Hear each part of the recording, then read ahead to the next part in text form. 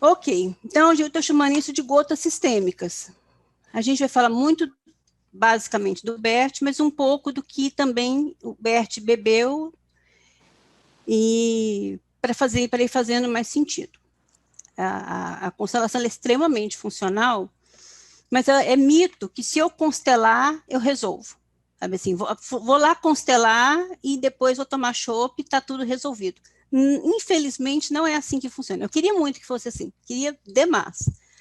Mas o que a constelação faz é dar uma descortinada para aí a gente arregaçar a manga e a luta. É lógico que nessa descortinada acontecem algumas mudanças no nosso campo familiar, acontece uma mudança de postura, de olhar, e a gente já vê algumas diferenças, sem necessariamente ter que pegar o telefone e ligar para o trisavô. Mas a gente precisa ter uma ação nossa. Ela é algo que nos ajuda a enxergar, a aceitar, a elaborar e a atuar em pensamento e ação. E como a gente fala muito de inclusão, no pensar, no afeto, no coração, a gente está incluindo. Incluir não significa que eu tenho que chamar para passar o Natal comigo, porque eu posso incluir alguém que é perigoso a gente chamar para o Natal. Mas eu preciso olhar para aquela pessoa e falar, ela tem o direito de existir, de pertencer, de estar aqui, tanto quanto eu. E eu sou grata a essa pessoa, porque eu não sei se eu dava conta do destino dela. O destino dela é um destino, às vezes, pesado, né? A gente geralmente exclui quem tem destinos pesados. Então, o fato é esse, né? Que a gente tem que se transformar, a gente tem que partir para uma atuação. A gente tem que resolver fazer diferente, fazer de uma forma mais integrativa. A gente tem que resolver crescer, deixar de estar sentado no nosso umbigo, achar que o mundo faz sentido em função da nossa presença, que eu sou mais um entre tantos, igual em tamanho e direito. Então, a gente faz esse mapeamento de campo pessoal e familiar. E isso nos ajuda muito, porque às vezes a gente realmente acha que está no lugar certo, e na constelação a gente percebe que não está no lugar certo, e aí, percebendo o que realmente é, tendo essa lucidez, eu posso transformar. Porque eu só posso transformar o que eu vejo, eu só posso transformar o que eu aceito. Enquanto eu não estou vendo e não estou aceitando, não tem como eu transformar. Entende? Eu fazer uma reforma de uma casa com o olho vendado, eu vou partir cano, eu vou tirar pilastra importante, eu vou fazer besteira. Então, eu tenho que olhar e respeitar aquilo que eu quero transformar. E aí, com essa lucidez, a gente consegue fazer uma mudança de postura, de ambiente, de comportamento efetiva. A constelação, ela é uma ponte entre o sujeito e, num primeiro momento, ele mesmo. A história dele, quem ele é. É muito interessante o quanto que a pessoa chega para constelar e ela está negando partes de si, partes da sua história, partes do que ele é. Depois de fazer reconciliação, um link, uma ponte com os pais. Em seguida, com a família, o parceiro, os pais do parceiro. O parceiro é parceiro e companhia limitada. Parceiro, ex do parceiro, filhos do parceiro. Na sequência, os familiares do parceiro, e eu estou colocando aí de uma forma muito didática, porque às vezes a gente tem mais facilidade de estar de acordo com os pais do meu parceiro do que com o meu parceiro que faz isso ou aquilo diferente da minha expectativa daquilo que eu gostaria que ele fizesse. Mas é mais ou menos aí nessa escadinha. Familiares e conhecidos, grupos e comunidades, o nosso país, nós brasileiros, é muito interessante o quanto a gente é não vinculado, não conectado com o nosso país. A gente é um povo de uma crítica tão grande do nosso país, e isso nos enfraquece profundamente, porque eu pego o mais profundo da minha raiz e olho para aquilo como se fosse uma terrinha. Não todos, mas uma importante parte. Depois eu parto para o mundo, para a humanidade e finalmente o todo. E algumas pessoas querem pular a etapa. Eu não dou conta do meu pai, da minha mãe, mas eu vou salvar baleias. Eu vou lá para o todo. E então é essa ponte e o interessante é que a gente consiga realmente estar de acordo com cada um desses círculos. Eu acho muito interessante, porque me lembra muito a fala de Jesus, que é eu respeitar com amorosidade o próximo. Quanto mais próximo esse próximo tiver, mais difícil é essa tarefa. Então, como é que funciona essas informações? Como é que isso chega na gente? Isso chega através daquilo que a gente tem chamado de campo morfogenético, que até uns 3 anos atrás a gente fala é só fenomenológico, não tem comprovação científica. A gente percebe que a pessoa ela chega com problemas e com potências que ela não treinou, ou que ela não passou por situações onde aquilo faz sentido. Mas ela desenvolveu aquilo. Uma habilidade musical, uma depressão, ela desenvolveu aquilo, coisas boas e coisas ruins. Então, Sheldrick postulou sobre ressonância mórfica, afirmando que a mente de todos os indivíduos de uma espécie se encontram unidas e formando parte de um mesmo campo mental. Hoje a gente percebe que é interespécies também. Tem tido muita constelação com cavalo, com cachorro, com golfinho, que mostra que o que acontece numa espécie ressoa na outra espécie também. Mas essa é a primeira postulação dele, que faz já uma diferença muito grande para a gente. E aí, esse é o campo morfogenético. Então, cada espécie animal, vegetal ou mineral possui uma memória coletiva, a qual contribuem todos os membros da espécie de que forma essa espécie. Assim, se um indivíduo de uma espécie aprende uma nova habilidade, será mais fácil para todos os outros indivíduos da espécie aprendê-la. A habilidade ressoa. Então, macacos de uma ilha que aprendem que lavar batata é bacana, quando o centésimo macaco daquela ilha, o último macaco daquela ilha, noutra ilha, os macacos começam a fazer aquilo. Rupert Sheldrake, que é um biólogo, bioquímico, pesquisador, tem vários livros interessantes. Eu acho que 2 muito bacanas para quem quiser seguir a caminhada de ler é Os Cães Sabem Quando Seus Donos Estão Chegando e A Sensação de Estar Sendo Observado.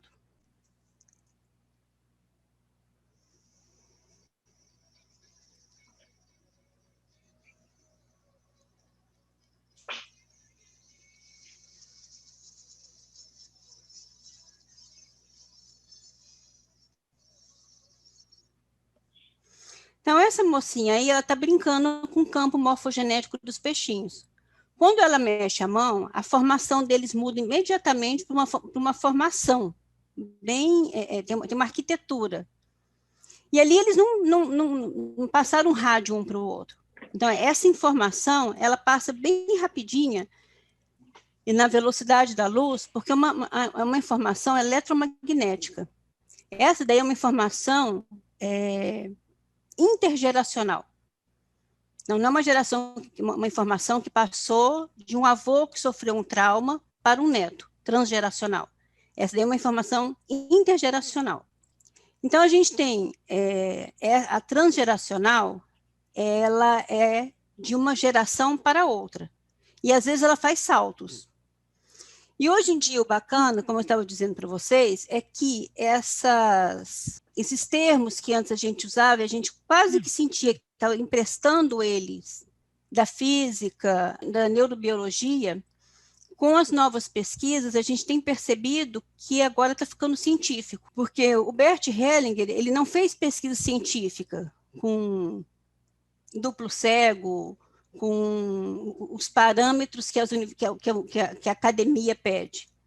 Mas essas pesquisas têm acontecido. Então, por exemplo, tem um estudo feito por cientista americano, está publicado na revista Nature Neuroscience, que aponta que o comportamento, inclusive humano, pode ser afetado por episódios vivenciados por gerações passadas, por meio de uma memória genética. A gente já percebia isso, essa memória genética, Freud já falava dela, mas antes era algo que a gente percebia, era fenomenológico. E agora, então, está ficando científico. que as experiências vivenciadas pelos pais, mesmo antes da reprodução, influenciam fortemente na estrutura e função do sistema nervoso das gerações subsequentes. Conclui esse relatório que está na Neuroscience. Então, esse estudo, ele fez um estudo onde foi ensinado para os ratos ter aversão ao cheiro de flor de laranjeira. Então, pegou ratinhos que não tinham nada contra a flor de laranjeira, nenhuma aversão, apresentava o cheiro e dava choque, apresentava o cheiro e dava choque.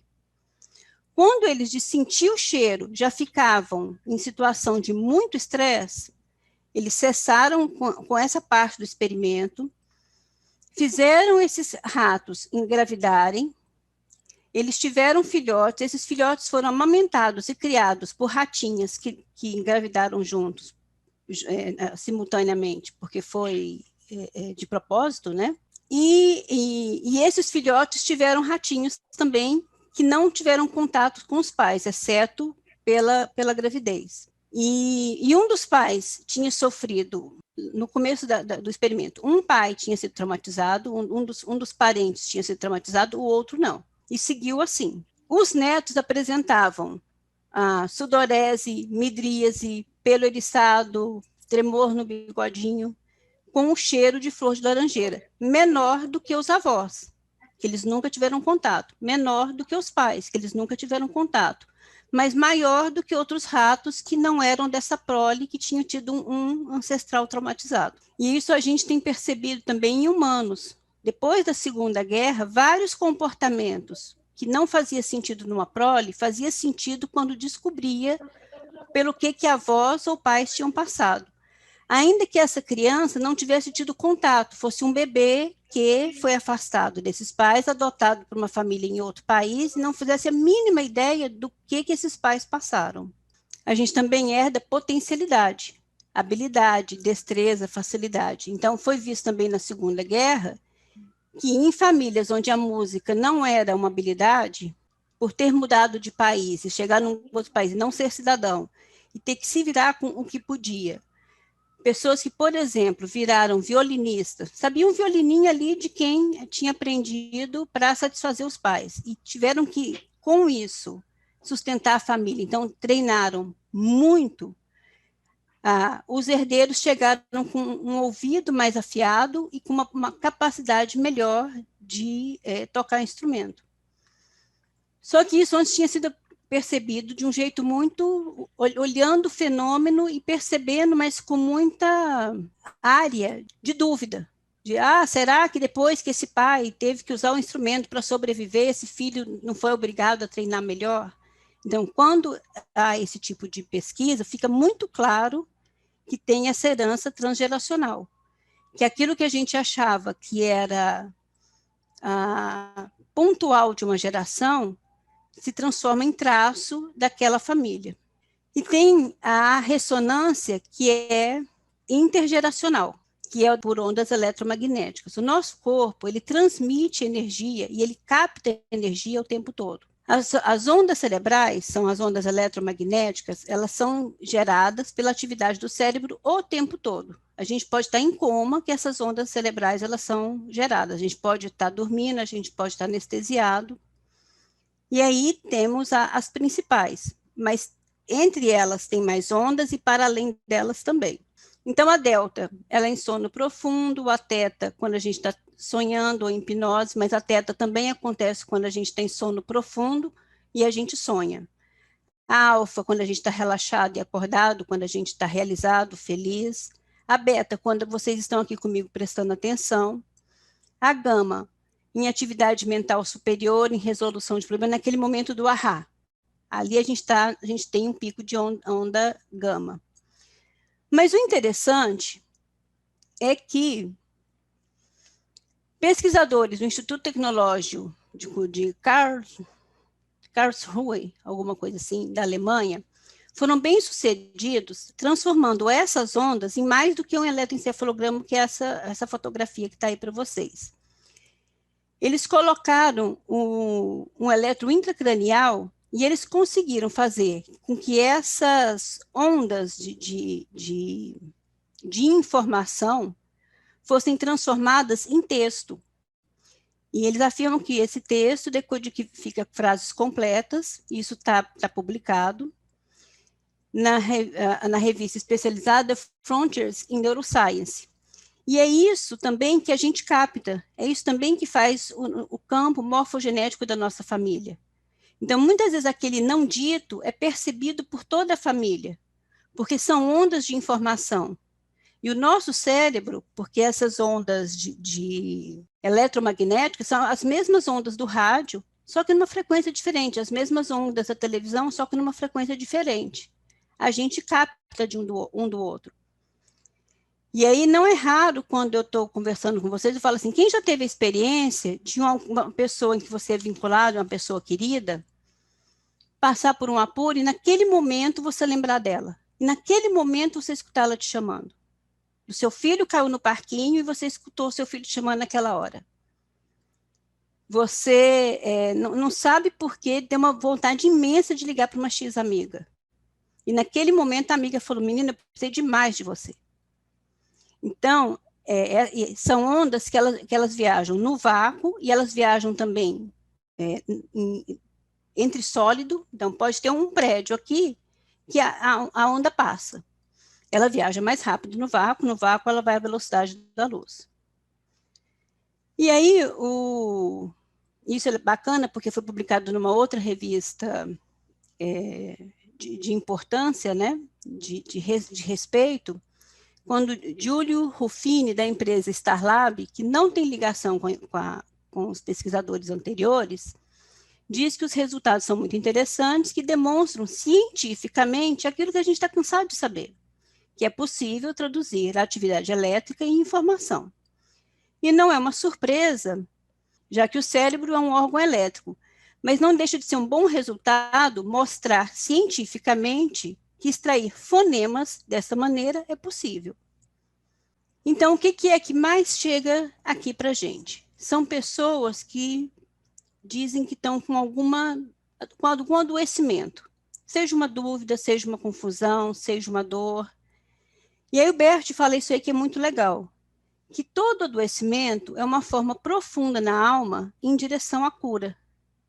É um jeito da gente dizer que a gente está precisando melhorar, um jeito do campo dizer que está precisando sanar. Me perguntam muito por que isso hoje em dia está tão forte, por que há 20 anos atrás, há 100 anos, E a impressão que eu tenho é que nós, seres humanos, a gente está evoluindo. E a gente está ficando mais sensível. Então, o que sempre teve aí, de uns tempos para cá, a gente tem percebido mais, a gente tem se incomodado mais. Em vez de eu falar que meu avô é sistemático, eu falo, meu avô está deprimido, está triste, não está legal. E a gente busca solução. Então, é como se a gente estivesse meio que acendendo a luz para uma lucidez. Para uma lucidez, em primeiro lugar, de que a gente tem o direito de uma qualidade de vida. Que a gente não vê o mundo só a trabalho. Ou que trabalho não tem que ser chato. Certo, moças e moços? Alguma pergunta? Ficou confuso?